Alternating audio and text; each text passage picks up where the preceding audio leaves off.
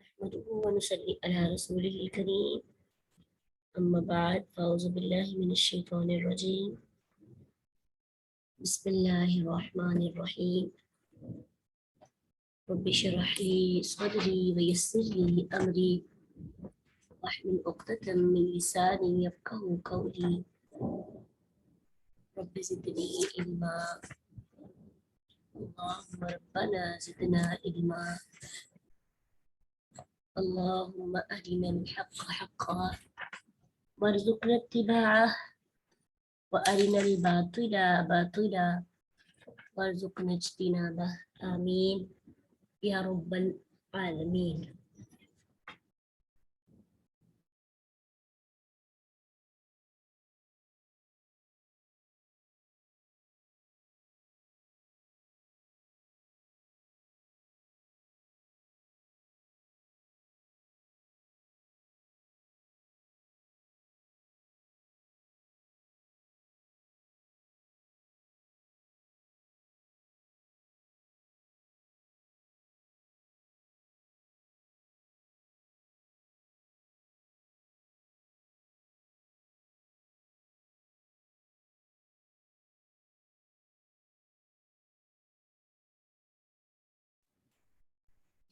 ولقد أوحينا إلى موسى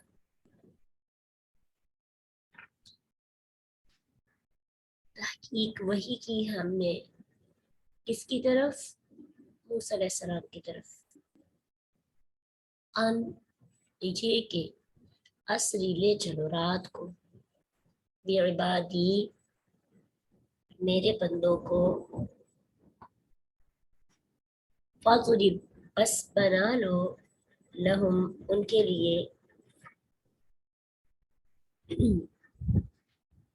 طریقہ فی البحر یا بسن ایک راستہ سمندر میں خشک لا نہ تخاف تجھے خوف ہوگا درکن پا لینے کا ولا تخشا اور نہ تو ڈرے گا. یہ ہماری پچھلی آیت تھی جس کی تفسیر ہم پڑھ چکے ہیں سیکھ چکے ہیں اور آپ کو یہ پتہ بھی ہے کہ یہ کب سے شروع ہوا؟ جب کافی عرصے کے بعد عذاب بھی آئے کافی، لیکن اس کے بعد جا کر ان کو سمندر میں جانے کے بارے میں کہا اور پھر اس کی تمہید ہم نے ساری پڑھی کہ سمندر میں غرق ہو گئی فرعون کی قوم، پر پھر موسیٰ علیہ السلام اپنی قوم کو لے کر چلے اور وہاں ان کو چھوڑ کر اب اللہ کی عبادت کے لیے جا رہے ہیں. جب اللہ کی عبادت کے لیے جا رہے ہیں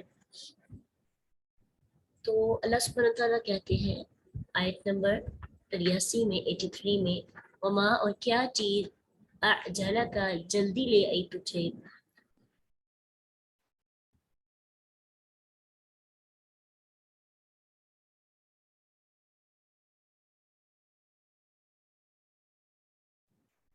ان قومی کا تیری قوم سے یا موسیٰ اے موسیٰ. موسیٰ علیہ السلام نے کیا کہا؟ قال کہا ہم وہ اولائی سب لوگ علی اثری میرے نقش قدم پر ہے وَأَجِلْتُ اور جلدی کی میں نے. اجلت جلدی کو کہتے ہیں. الیکا آپ کی طرف ربی اے میرے رب لترضا تاکہ آپ راضی ہو جائیں، تاکہ تو راضی ہو جائے. اللہ سبحانہ تعالیٰ نے بنی اسرائیل اور موسیٰ علیہ السلام سے طور کی دائیں جانب میں آنا اور موسیٰ علیہ السلام کو کتاب جو ہے عطا کی. موسیٰ علیہ السلام خود قوم کے ساتھ آنے کی بجائے ہارون علیہ السلام کو اپنا جانشین مقرر کر کے طور کی طرف سفر جاری رکھنے کا حکم دیا، یعنی خود آگے چلے گئے اور پیچھے ہارون علیہ السلام کو کہا کہ ان کی جانشین کر کے ان کو بھی پیچھے پیچھے لے آئے. اور خود اللہ کے ساتھ ملاقات کا شوق تھا، سوچا جلدی جلدی جاؤں گا، اللہ سے بات کروں گا اور اللہ کے ساتھ جا کے دل کا حال بیان کروں گا، خوشی کی خبر ہے اللہ کے ساتھ جا کر. اللہ کو تو پہلے پتہ ہے، لیکن یہ کہ ایک شوق تھا جیسے ہمیں اپنے محبوب سے ملنے کا شوق ہوتا ہے، پسندیدہ شخص سے ملنے کا شوق ہوتا ہے، اسی طرح ان کو چونکہ نئی نئی بات تھی، اللہ سے ایک دفعہ بات کی، ویسے بھی جب ایک چیز ہم ذائقہ چکھتے ہیں تو پھر دوسری دفعہ چکھنے کے لیے زیادہ منتظر ہوتے ہیں، کیونکہ فتح ہو گئی تھی تو شوق تھا اللہ کی محبت، اللہ کی ہم کلامی کا، اور ویسے بھی وہ چیز جو آپ کے پاس بس اور کسی اور کے پاس نہ ہو، تو دیکھیں کیا کیفیت ہوتی ہے، آپ کے پاس ہے کسی اور کے پاس نہیں، آپ کو زیادہ دل کرتا ہے کہ میں اس کو انجوائے کروں۔ اب موسیٰ علیہ السلام کو بس اپنی اس چیز کی جلدی تھی کہ اللہ تعالیٰ کے پاس جاؤں بات کروں، انہوں نے اپنی قوم کی لیڈرشپ کرنا چھوڑی، ان کی رہنمائی کرنا چھوڑی، ان کو گائیڈ کرنا چھوڑا اور اپنی جگہ پہ ہارون علیہ السلام کو بٹھا دیا، خود آگے لیے، اس لیے تو کہا کہ وہ میرے قدموں پر ہے، وہ میرے قدموں پہ چلتے ہوئے آ جائیں گے میرے پیچھے پیچھے۔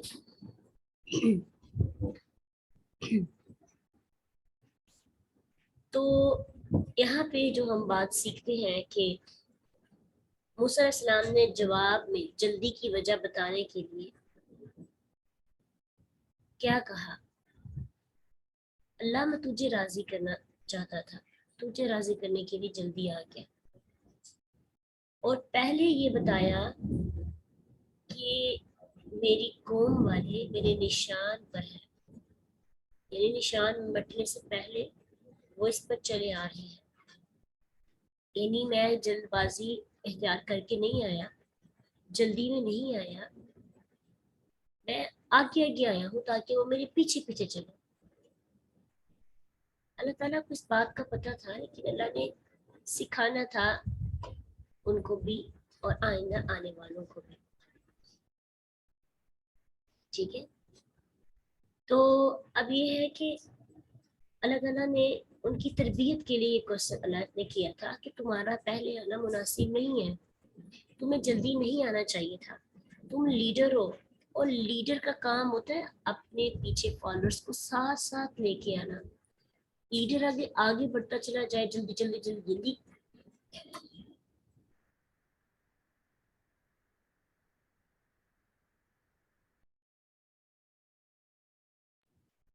تو فالوورز ہوتے ہیں وہ بھٹک جاتے ہیں، ٹھیک ہے۔ اس لیے لیڈر کا کیا کام ہوتا ہے، اپنے فالوورز کے ساتھ ساتھ چلنا، ان کی رہنمائی کرنا، ان کی غلطیوں پر ان کو بتانا، ویسے بھی غلامی سے تازہ تازہ نکلی ہوئی قوم تھی تو ان کے ساتھ رہنا بڑا ضروری تھا، ٹھیک ہے۔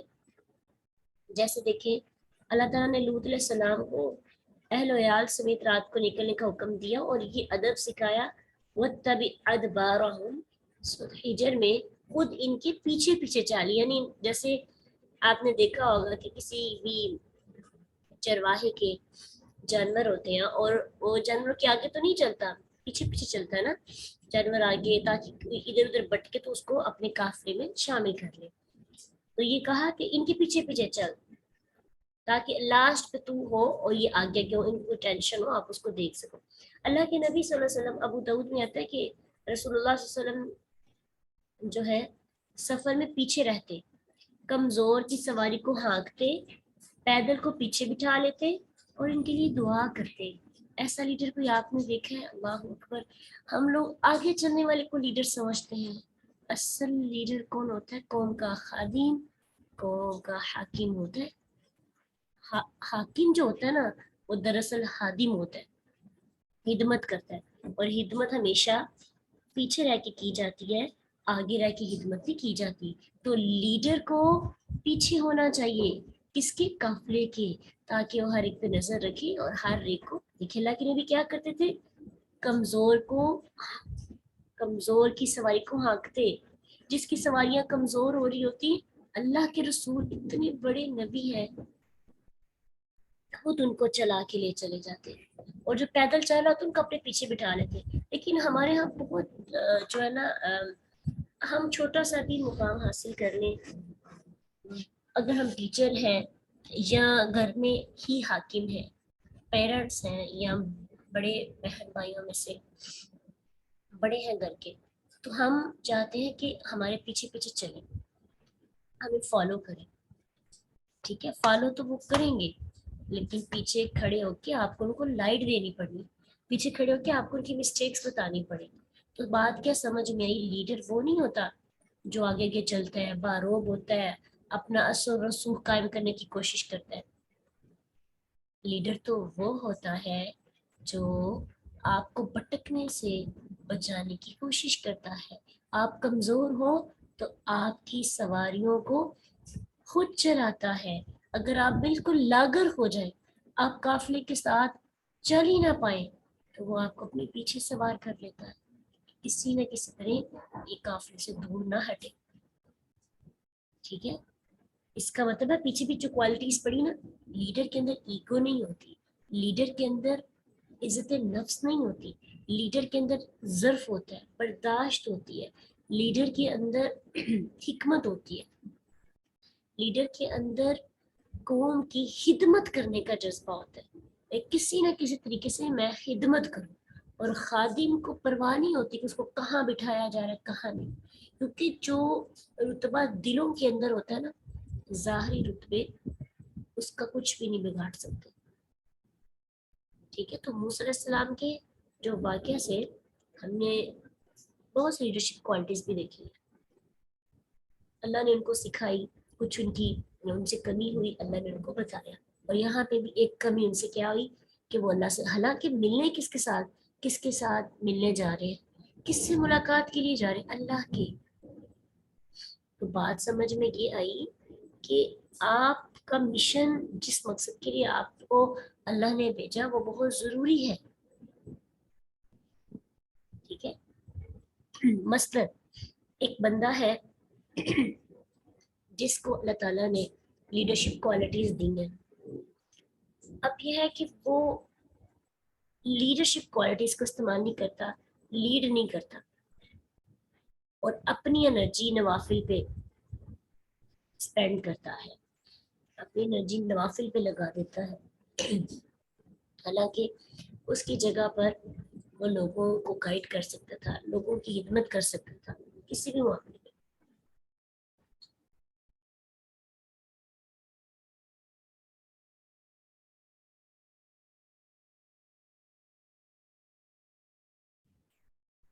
تو اس سے حساب ہوگا نا کہ اللہ نے تمہیں مشن کے لیے بھیجا تھا، تو وہ اس مشن کا کیا ہوا، کیا بنا.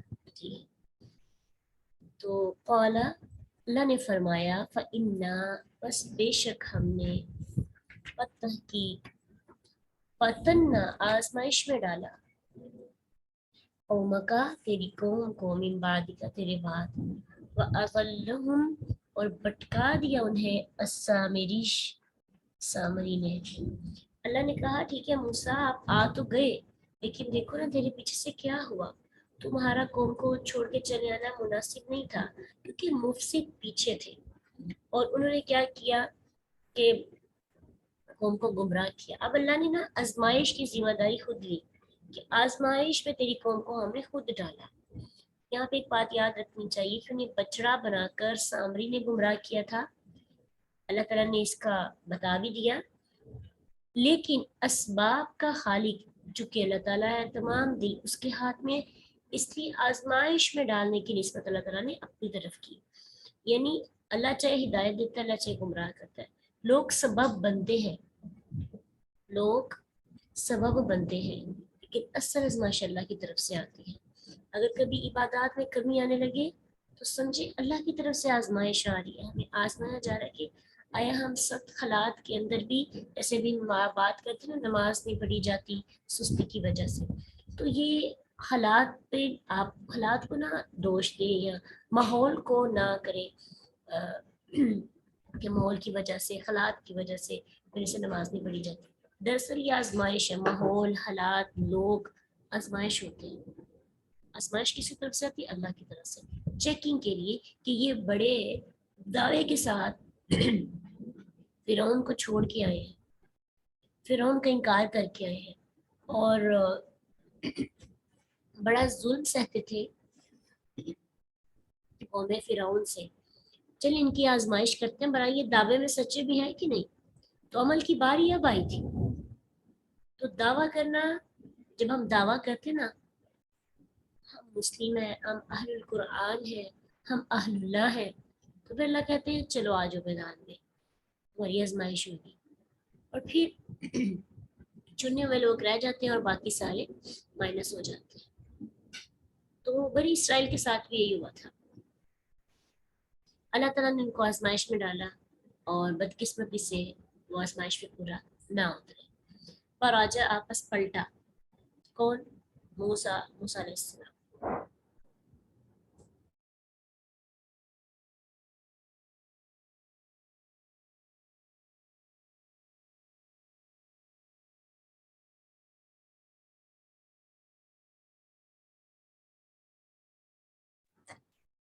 آپ کو پتہ ہے کہ موسیٰ علیہ السلام نے اپنی قوم کو کہا تھا کہ میں 30 دن کے بعد آ جاؤں گا،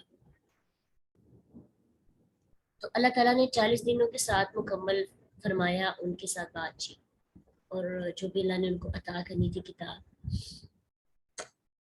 قوم والوں کو نہیں پتا تھا تو موسیٰ علیہ السلام کب آئیں گے، تو انہوں نے ان 10 دنوں سے فائدہ اٹھایا اور جو سامری نے کہا وہ کر لیا۔ پھر موسیٰ علیہ السلام کو جب یہ پتا چلا کہ قوم والوں کو آزمائش میں ڈالا گیا، سخت غصے کے ساتھ اپنی قوم کی طرف پلٹے۔ آصفن کہتے ہیں سخت غم اور افسوس کرنے والا، غصے والا۔ تو ظاہری بات ہے غصہ آ جاتا ہے کہ آپ اتنی مشقتوں کے ساتھ ان کو وہاں سے نکال کے لائے ہیں اور اتنی بڑی فتح حاصل کر کے آئے ہیں اللہ کی توحید کے لیے، اور جیسے ہی اللہ تعالیٰ نے پتہ دی دشمنوں سے، اور ڈاکہ بھی کہاں پہ شیطان نے ڈالا؟ توحید پر۔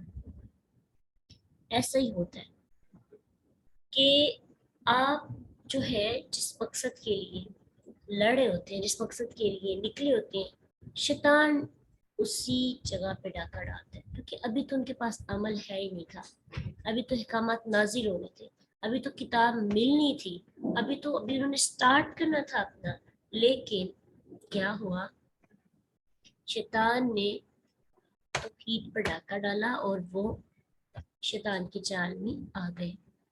اولا کہا موسیٰ علیہ السلام نے یا قومی، اے میری قوم، عالم کیا نہیں یعدکم، وعدہ کیا تھا تم نے، ربکم تمہارے رب نے، وعدہ کیا تھا تم سے تمہارے رب نے، وعدن وعدہ، حسنا اچھا۔ کہا موسیٰ علیہ السلام نے اپنی قوم کو کہ تمہارے رب نے تم سے وعدہ کیا، اس وعدے سے مراد ہے توبہ، ایمان، عمل صالح کے بعد اس پہ استقامت اختیار کرنے والے کے لیے مغفرت کا وعدہ۔ پھر طور کی جانب جا کر موسیٰ علیہ السلام سے اللہ تعالیٰ نے جو کلام کیا اور بنی اسرائیل کی ہدایت کے لیے تورات عطا کرنے کا وعدہ کیا، من و سلوہ نازل کرنے کا وعدہ کیا۔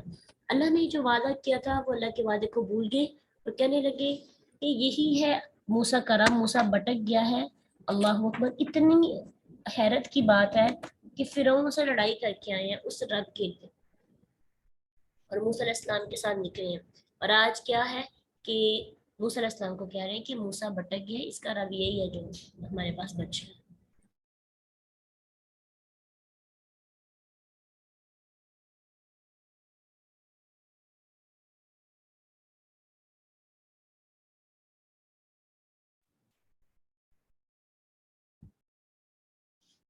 افطولا، کیا پھر طویل ہوگی علیکم تم پر، العہد وہ مدت، ام یا اردتم چاہا تم نے، ایحل کہ اترے علیکم تم پر غضب غضب، پھر ربکم تمہارے رب کی طرف سے، فاخلفتم تو خلاف کیا تم نے، موعدی میرے وعدے کے۔ اب یہاں پہ العہد سے مراد کیا ہے؟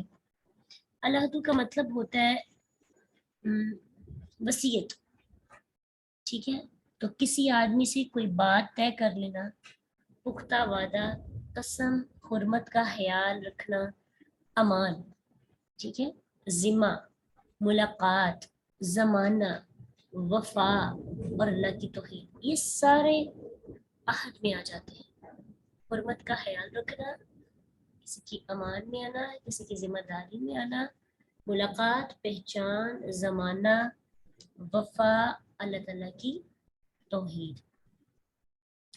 تو یہاں پہ ملاقات بھی مانا ہو سکتا ہے، مدت بھی کی کہ تم میری مدت کو، بہت لمبی مدت ہو چکی تھی کہ تم نے جو مجھ سے وعدہ کیا تھا اس کی خلاف ورزی کی، 30 دنوں سے 10 دن ہی تو زیادہ گزرے تھے، تو یہ کوئی لمبی مدت تو نہیں، آپ سب نے وعدہ ہی توڑ ڈالا۔ وعدہ خلافی سے مراد یہ ہے کہ موسیٰ علیہ السلام نے ان کو کہا تھا میرے پیچھے پیچھے چلتے رہنا، تو انہوں نے کیا کیا، رستے میں ٹھہر گئے، بچے کی پرستش کرنا شروع کر دی، اس کے اوپر مجاور بن کر بیٹھ گئی۔ ہارون علیہ السلام نے چلنے کی تاکید کی، بچڑے کی عبادت ترک کرنے کی نصیحت کی، کسی نے کوئی بات نہ مانی، وہیں پہ وعدہ خلافی کرتے رہے، ٹھیک ہے۔ تو حالانکہ انہوں نے موسیٰ علیہ السلام سے وعدے کیے تھے۔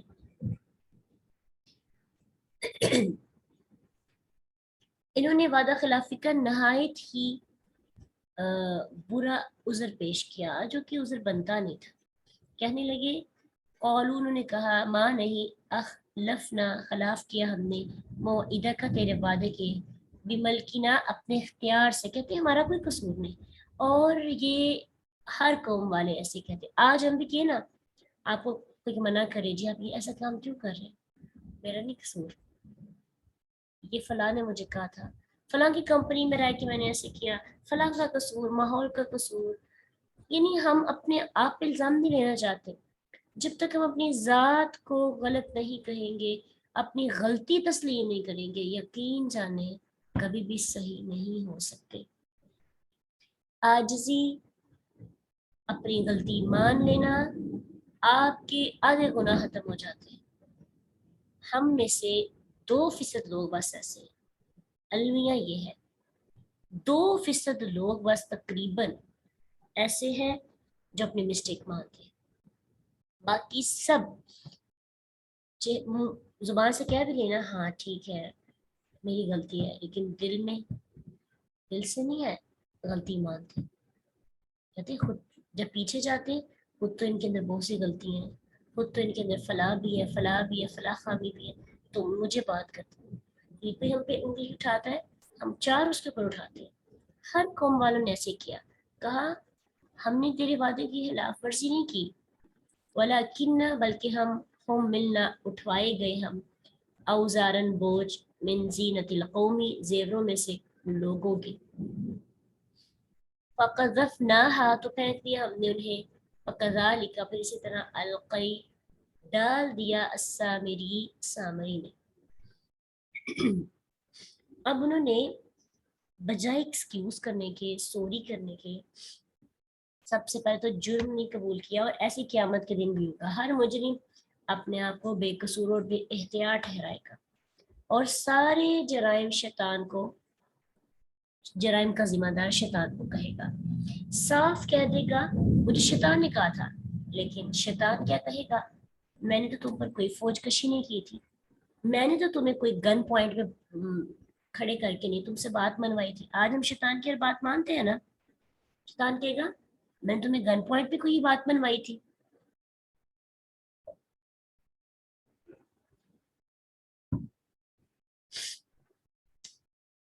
تو اس آیت کی تفسیر میں کچھ مفسرین نے یہ کہا کہ جب وہ بنی اسرائیل مصر سے نکل رہے تھے تو انہوں نے ادار سونے لیے، ادار زیورات لیے فرعون کی قوم سے، اب چونکہ وہ مال غنیمت تھا تو مال غنیمت پہلی قوم پہ حلال نہیں تھا، اس لیے وہ ان کی بوجھ تھا، اسے اٹھایا نہیں تھا جا رہا، اس لیے انہوں نے اس کو جلا دیا۔ پھر جب وہ جلا اور اس کو آ کے بچڑے کی شیپ بنا دی۔ دوسرا ایک اور تفسیر میں کہا جاتا ہے کہ جب فرعون سمندر میں ڈوبنے لگا تو انہوں نے، جب وہ ان کی لاشیں باہر آ گئی، انہوں نے زیورات پہنے ہوئے تھے، پہلے زمانوں میں لوگ مرد بھی بہت زیادہ زیورات پہنتے تھے، زیورات پہنے ہوئے تھے، ان کے زیورات انہوں نے جو ہے نا اتار رہی ہے۔ اب یہ دونوں تفاسیر ایسی ہیں کہ جس کا قرآن اور حدیث سے بھی تعلق، یعنی اسرائیلی روایات آپ کہہ سکتے ہیں، پہلے صحیفوں سے لی گئی ہے، اور پہلے صحیفوں میں تو اتنی تحریف کی گئی ہے، انہوں نے تو انبیاء پر بھی تہمتیں لگا دی ہیں۔ اور ایون کہ ہارون علیہ السلام پر بھی تہمت لگائے گی کہ بچڑا بنا کر لوگوں کو اس کی عبادت میں لگانے والے وہ تھے ہارون علیہ السلام، ان کو سامری کہہ دیا۔ اب یہاں پہ تفسیر کیا کی جائے گی قرآن میں اگر ہم دیکھیں کہ یہ زیورات کہاں سے آئے تھے، سورۃ اعراف کے اندر آتا ہے وَاتَّخَذَ قَوْمُ مُوسَىٰ مِن بَعْدِهِ مِن حُلِيِّهِمْ عِجْلًا جَسَدًا لَهُ خُوَارٌ۔ موسیٰ کی قوم نے اس کے بعد اپنے زیوروں سے ایک بچڑا بنا لیا، اپنے زیوروں سے، ٹھیک ہے، ضمیر آتی ہے نا، تو اپنے زیوروں سے انہوں نے ایک بچڑا بنا لیا۔ تو اس سے پتہ یہ چلتا ہے، تفسیر یہ کی جاتی ہے کہ ان کے پاس اپنے زیور تھے اور انہوں نے ان زیورات کیونکہ بہت زیادہ تھے، کیونکہ پہلے زمانوں میں نقدی سونے یا چاندی ہی ہوتی تھی، پیسے نہیں ہوتے تھے، نوٹ نہیں ہوتے تھے، یعنی جو یہ مال ہوتا تھا نا، جیسے ہمارے پاس ہم کہیں پہ جائیں تو اپنے سب سے پہلے پیسے لیں گے، کرنسی لیں گے اور پھر جائیں گے، کرنسی نہیں تھی تب لین دین کا ذریعہ یہ سونے چاندی یہی تھا، تو لوگ اس کو پہن لیتے یا گھروں میں محفوظ کر لیتے۔ اب ان کا کافی بوجھ بن جاتا کیونکہ جب ان کے اندر جیسے ہم چین وغیرہ پہنتے ہیں تو پہننے کے لیے چمڑا وغیرہ یوز کرنا پڑتا تھا، داغے یا لوہے کی زنجیریں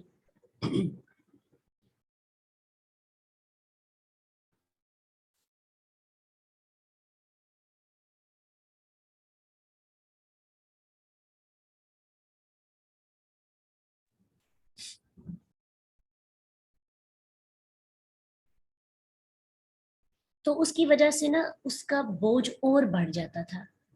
اس وجہ سے انہوں نے کیا کیا کہ کچھ لوگوں کو ذمہ داری دے دی کہ وہ یہ سارا زیور اٹھائیں، یہ قوم کے سربراہ ہی ہو سکتے ہیں۔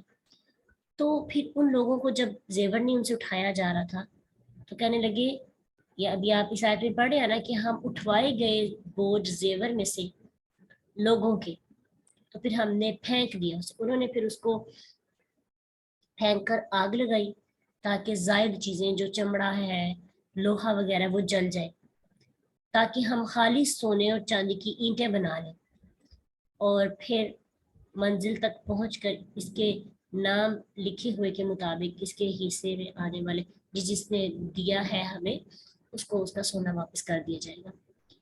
اس موقع سے فائدہ اٹھایا سامری نے، جب سونا پگھلا اس نے ایک بچڑا بنا لیا اور بچڑا بنا کر اس نے اس کے اندر کچھ سوراخ رکھے، ان سوراخوں سے جب ہوا گزرتی تھی تو گائے کی آواز پیدا ہوتی تھی۔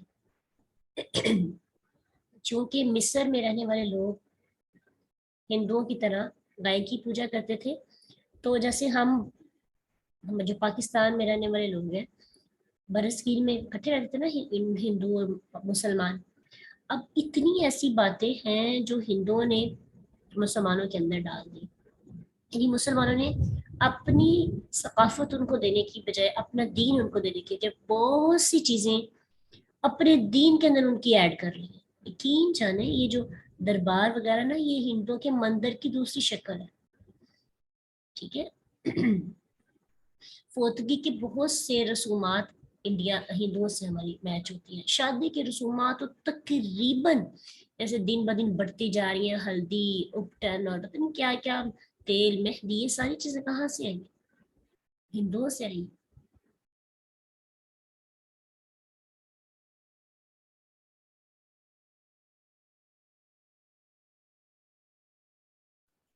اور بھی کتنی ایسی باتیں ہیں جو آپ کو دیکھنے کو ملیں گی۔